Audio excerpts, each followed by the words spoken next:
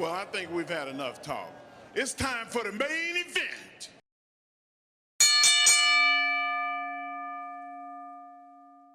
Shut up and sit down. Good evening, everyone. Welcome back once again to Vicious Rants. And of course, I am your host, Mr. Main Event himself, the often imitated, never duplicated superstar Tim Vicious. And we're going to go with Raw this week was in Providence, Rhode Island. Now,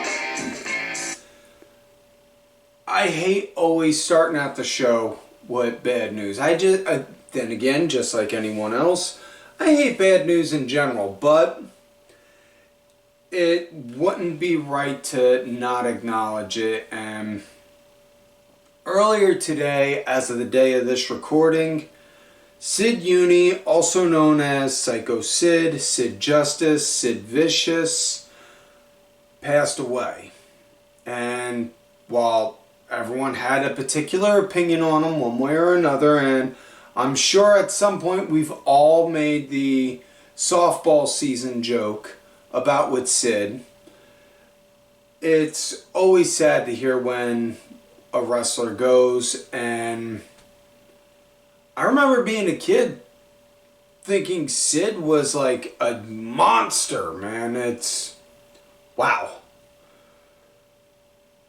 He will be missed. That's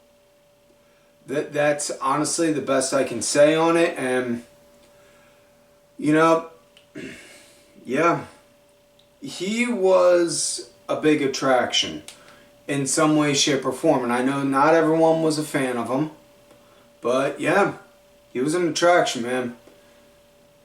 So we're going to try, and as difficult as it is, we're going to try and switch gears and segue into the SmackDown Rewind now. And the big highlights from last week's SmackDown was the show started out with the Grayson Waller effect, with his guests being Cody Rhodes and Kevin Owens. Cody and Kevin came out, and Waller right off bat, right on cue, healing it up, explaining to Cody, listen, Cody, you really want to trust this guy right here, referring to Kevin, considering how he's backstabbed all of his friends. In fact, we even have proof on it. Let's roll that footage. And then they showed a highlight reel of when anytime Owens betrayed someone, they showed when he betrayed Sammy. And then Sammy again. And then Jericho. And then Kofi. And then I'm pretty sure Sammy again. And then again. I'm guessing you guys see where I'm going with this joke. And again. And again. It's like what Kevin Steen said before to El Generico. You and I are destined to do this forever. Yeah. So either way, after that footage aired, Owens just looked like, whoa. Now, in all fairness, they all had it coming. You see, he don't. So how about we just skip all the hullabaloo, get Nick Aldis out here to make this an official tag match with me and Cody versus you two clowns, talking about Theory and Waller, so that way I can legitimately punch you in the face. Next thing you know, Aldis comes out, says that yeah, we can make a tag match. They have a small little skirmish, and then the match winds up becoming the main event on SmackDown. And I gotta tell you, the match was good. They're doing the story of, can Cody trust Kevin? Is Kevin Owens gonna betray Cody? Is he gonna do some kind of backstab, heelish-like thing to him at the last possible minute and cost Cody his title? Honestly, I don't think so. But either way, other highlights from SmackDown, we had L.A. Knight, yeah, dummy, yeah, let me talk to you, defending his United States Championship against Escobar C. And again, might I say, look at all the people that are currently going after Knight and his U.S. title. It's pretty much everyone on the list that contributor of the Main Event Network, Alejandro the Great Brown Hope, put in his list in his blog. I'm just saying, man. Just saying. Alright? So either way, Knight defended his title against Escobar. Really good match. It was a good outing for Knight to show he is championship material. And for those who may not know what LA Knight can do, folks, let me just educate you on this. He is a former world champion. No lie, no lie. He's a 2-time TNA world champion. So yeah, the guy can be a main eventer. He can be he is championship material. He does have the Kaforka, as he would say. So yeah, next up we also had 6 women tag action. Jade Cargill, Bianca Belair, and Naomi going against Alba Fire, Isla Dawn, and Blair Davenport. And I gotta say, first and foremost, I really thought it was cool on how Jade, Bianca, and Naomi all came out wearing gear that looked like Simone Biles gear when she was at the Olympics. I thought that was way cool. That aside, I thought the match was good. It was a nice little help build up for the women's tag title match that's going to be coming up at Bash in Berlin this Saturday. My money is, honestly, as far as who I think is going to win that match, I would have to say it's probably going to be, smart money is on Jade and Bianca, but something, just something tells me that we're going to get some kind of shenanigans and Alba and Isla are going to get a DQ win. Or wind up doing something, wind up doing something to keep their titles. And then we had the Bloodline come out. Solo addressed that, no. Roman's not here. And if he was, he would be acknowledging me. Now, on to other press matters. Jacob Fatu, hand me your title. You cannot be my right hand, or you cannot be my enforcer if you are champion. And then gives Jacob's title to Tongaloa. So now the Gorillas of Destiny are tag team champs, and Jacob Fatu is now going to just be Solo's heavy. So I got no problem with that. Excuse me. Then we see, then the Profits come out, they talk a little, and then we get the match. Profits versus the Gorillas of Destiny, and I gotta tell you, it was good. Not much of a surprise. Bloodline won. And yeah, that's pretty much all the big highlights from SmackDown. So, with that said, let's start this week's show. But before we do need to remind you all that we are official WWE Shop affiliates. So what that means is, if you're watching this on my personal YouTube page or listening to this wherever you get your podcast from, check the description tab down below. If you are watching this on video form, check out the QR code on the screen. Check out, let me rephrase that, I'm sorry. If you're watching this on the Main Event Network YouTube page, check out the QR code on the screen. Scan it and it will take you to WWE Shop. And that will in turn, you make a purchase off of there. It could be any item that you're getting. It could be one of those so sweet Jacob Fatu Samoan Werewolf shirts. It could be a replica title. It could be something Wyatt Six or Uncle Howdy related. It don't matter. Purchase whatever you want, but when you do, we receive a small nominal commission off of it, which in turn helps this show. So, help us, help you, help us improve the show. We're giving you a platform to do that very thing that you are going to do anyway. So, now with that said, Raw in Providence, it starts out with the Judgment Day coming out front and center out to the ring, addressing on how, Damian, Liv, y'all just couldn't live up to the challenge. You didn't live up to your end of the deal on being in the Judgment Day. You guys couldn't cut the muscle, blah, blah, blah, blah, blah, blah, blah, blah, blah. This, that, and the other. Come bash at Berlin. Dom and Liv, they're going to beat yous. This, that, and the other. Then out comes the LWO. Ray then gets on the mic. Dom, I can't believe I'm about to say this, but Rhea was actually better for you than her. Because at least when you were with her, one of you two had a brain. And a set of balls. And then some back and forth squawking, which then eventually leads to an all-out brawl. And then we get 8-man tag action. All of the LWO going against all of the Judgment Day. And that's our first match of the night. Excuse me. Got a little bit of rasp. Sorry about that, folks. Now, LWO getting to shine and look really good. And I'll say this, man. And again, this is definitely going to be something that it's me saying, but my God, Cruz del Toro looks so different, clean shaven. Somebody tell that man to grow a beard again. Please.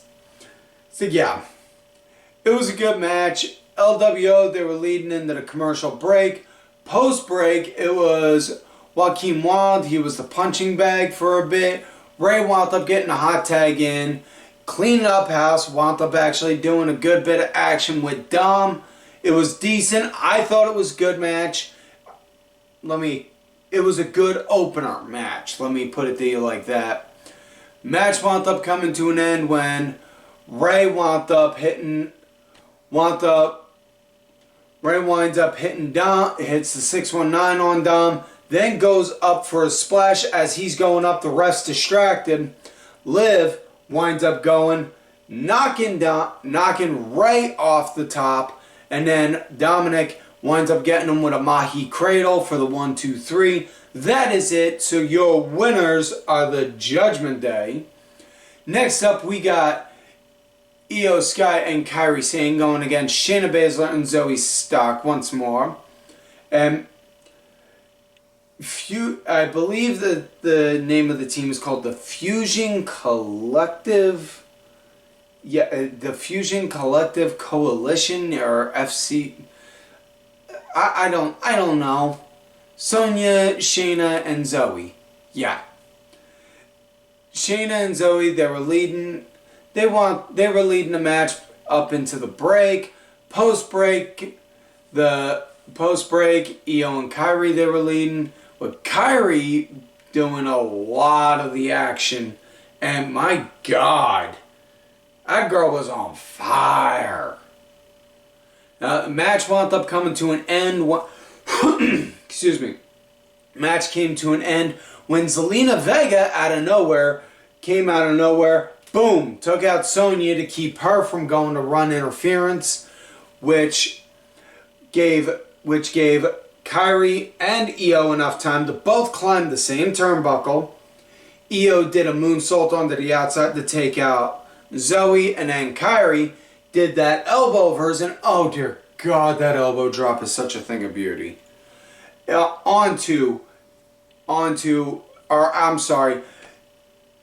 Kairi did the elbow to Zoe, and Io did a moonsault to Shayna. As well as it was announced next Monday, they're going to have Zelina Vega going against Shayna Baszler. Excuse me. Next up, we have a triple threat. Now, they did announce they're going to do a small little triple threat style tournament to determine who's going to challenge Braun Breaker. The winner of all 4 triple threats are going to compete in the Fatal 4-Way, and the winner of the Fatal 4-Way gets to go against Braun Breaker for his coveted Intercontinental Championship. So the first of the triple threat matches are Jey Uso, Karrion Kross, and Kofi Kingston. And Jey and Kofi right off bat start double teaming on Kross. Excuse me, I'm sorry. Folks, I am sorry. This ain't normally like me. I may have a cough every now and then, but I'm not this bad. Ugh. Sorry about that. But either way, they start double teaming on Kross for a good bit of the start with Kofi. He winds up leading into the break. Post-commercial break, it was pretty much, it was good mayhem. Good, it was, I'm trying to think the right way to say this. Good for Crash TV kind of mayhem for a triple threat on TV. Not saying the PLE, pay-per-view, however you want to address it, but it was good for the TV.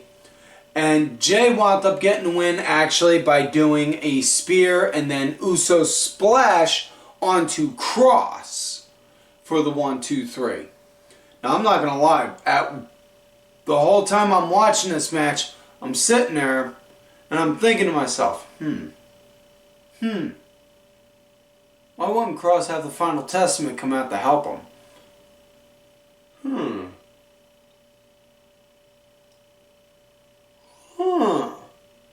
Odd indeed. Either way, next up we got two big meaty men with two big meaty chests bumping meat all night long. We got Braun Strowman, that big ass sumbitch, going against the big thick boy Bronson Reed, and oh my god, this really was two big meaty men with two big meaty chests bumping meat. That's what it was. It started out with Strowman going right out the gate doing a drop kick, and then it just turned into a slugfest, and then it eventually worked its way into the back because at one point Reed just walked out the ring, was like, yeah, fuck this shit, and started walking. Strowman started chasing after him. They started to brawl through the back. Then they eventually got out into the parking lot, and then they started fighting near cars, and then eventually on top of a car. Excuse me, sorry. Then on top of a car, and then Strowman laying dead flat on the roof of a car. Now Strowman is roughly about a 400-pound guy. He's roughly, or let me rephrase it, almost 400. Bronson Reed, he's roughly about the same. So he climbed up onto the little side of off the little side of the parking ramp, and then jumped off that to do a tsunami onto Strowman onto the car roof. You could see the roof implode, and then little wires bzz, bzz, bzz, on the inside. Just like, oh, fuck. Damn. So, yeah. Next up we got the second triple threat for the Intercontinental Fatal 4-Way. The Miz going against Pete Dunne, going against Xavier Woods, and this nice fast pace, Miz leading into the commercial break as well as leading the pace post break. Now, for those who may not understand what I mean, when I'm saying lead the pace, he may not be the most dominant person, but he's being the captain steering the rest of the guys. At least from my perspective, that's on how it looked. So he was decent. It was decent. Match came to an end when Pete Dunne actually wound up doing the bitter end onto The Miz and got the 1, 2, 3. So now we come to main event of the night. Chad Gable with a American Made going against Uncle Howdy. And wowie. Wow. This was just, wow. That's the best way I can explain it. Because Bo came out looking like $1,000,000. And I don't know if it was because he's wearing all black, or because it's an entirely different outfit compared to what we are used to seeing him in, or anything like that. And I'm not saying this in a disparaging way, but Bo looks a lot leaner than he did. And he's coming off in a way that's actually connecting with fans, which is way impressive, because honestly, the only time I seen Bo Dallas actually come off in a connective kind of way was when he was doing that inspirational gimmick in NXT, where you have to Bo leave. Yeah. But oh my God, Bo had so much Bray Wyatt mannerisms, and they did not shy away from the fact on addressing. No, Bo and Bray were brothers. They're legitimate brothers, and this was a great debut match for Uncle Howdy, and I can't put over that enough. It was a great match. It was a great solid showing for Bo, showing Bo up, making him look like $1,000,000. That's all there is to it. I wish I could say there was more to it, but folks, this was a great match. It was a great debut for the Uncle Howdy character. And Bo Dallas, he took the plate, gripped up that bat good and tight, ball came, and then whack! Knocked that sumbitch out the damn park. Yeah, he was that damn good. I thought it was a great outing and introduction for the character to show he's not just going to sit on the sidelines, he can actually fight too. So with that said, that is now it for this week's show, folks. So if you're watching this on YouTube, subscribe to the channel. Like I said last week, we're going to do a contest between now and Royal Rumble. If we can break 500, and you subscribe to the channel, you subscribe to my personal YouTube channel, take a screenshot, show me on Twitter. I will put your name in a raffle then. The winner of that raffle will then receive Vicious Rant apparel, courtesy of yours truly, paid for out of my own personal pocket. I am willing to do that for you if you are willing to I'm willing to spend money on you so long as you're willing to spend $0 and help me by subscribing to my channel. Think of it like that. It literally costs nothing. So, like the video, subscribe to the channel. If you're listening to this on podcast form, leave us a positive review if you feel like we've earned it. If not, tell me what you would like improved, and I will work on it to the best of my ability, folks. But that being said, though, thank you to contributor of the show, LFC Lingerie Fighting Championship. They're a little bit of wrestling, a little bit of MMA, and a whole lot of attractive women wearing a little bit of nothing. Thank you. Also, don't forget to check out whatamaneuver.net for some Vicious Rants apparel. We got tanks just like the one I'm wearing. We also have t-shirts, women's tees, long sleeves, baby onesies, and toddler tees. Perfect shirt to give to somebody you love, somebody you hate, or just to get so that way you can give it to Goodwill so you can keep your stuff. I'm good with any of it. Also, folks, don't forget to check out these cool ass cats ready on that tool with DSB_IV, main event _net, the Main Event Wrestling Network Twitter account, Sergeant Curry Pants 3 Count Thursday, and D Dryer 1986. Folks, like I always tell you, you love me great, you hate me, well, Shut up and sit down. fuck you.